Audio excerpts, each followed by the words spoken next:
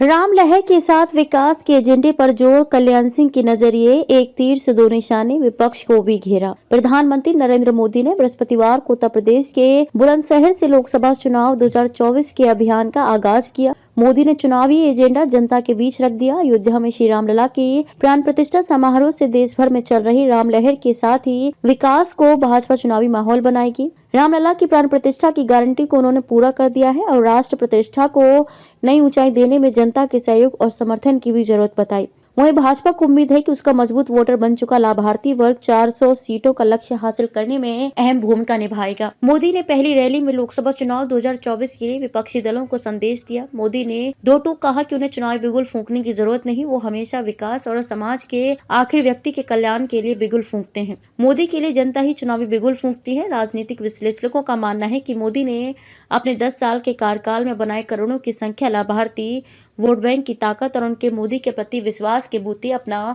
मजबूत आत्मविश्वास जताया है। कल्याण सिंह के जरिए एक तीर से दो निशाने। मोदी ने बुलंदशहर की रैली में प्राण प्रतिष्ठा समारोह का जिक्र करते हुए पूर्व मुख्यमंत्री कल्याण सिंह का नाम लिया।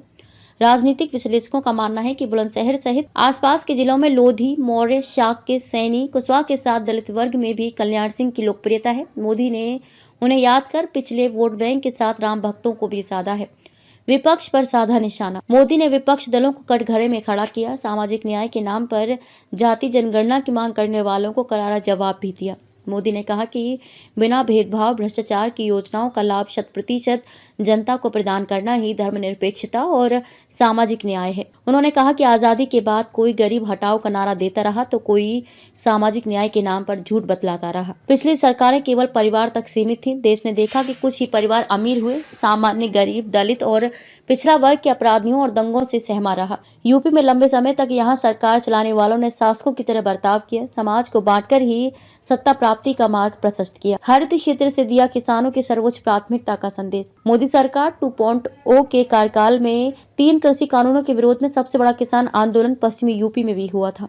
मोदी ने पश्चिमी यूपी में से अपने चुनावी अभियान की आगाज करते हुए किसानों को साधा। मोदी ने कहा कि किसानों का हित उनकी सर्वोच्च प्राथमिकता है। मोदी ने किसानों से कहा कि दुनिया के अन्य देशों में जो यूरिया की बोरी 3000 रुपए में मिल रही है, वह भारत में किसानों को 300 रुपए में दी जा रही है। गन्ना किसानों को साधने के लिए मोदी ने योगी सरकार की ओर से गन्ना मूल्य में 20 रुपए प्रति क्विंटल की वृद्धि का जिक्र भी किया। साथ ही किसानों की उपज को बचाने के लिए देश भर में कोल्ड स्टोरेज के भंडारण चेन स्थापित करने, किसान सम्मान निधि जैसी उपलब्धियां गिनाई। इसलिए चुना बुलंदशहर। राजनीतिक लिहाज से पश्चिम उत्तर प्रदेश भाजपा के लिए कमजोर माना जाता है। 2019 के लोकसभा चुनाव में पश्चिम की 14 में से आधी सीटें ही भाजपा जीत सकी थी। 7 सीटें सपा बसपा गठबंधन के हिस्से गई थीं। अनुसूचित जाति के लिए आरक्षित बुलंदशहर लोकसभा क्षेत्र में ठाकुर, जाट, लोधी और अनुसूचित जाति की संख्या अधिक है।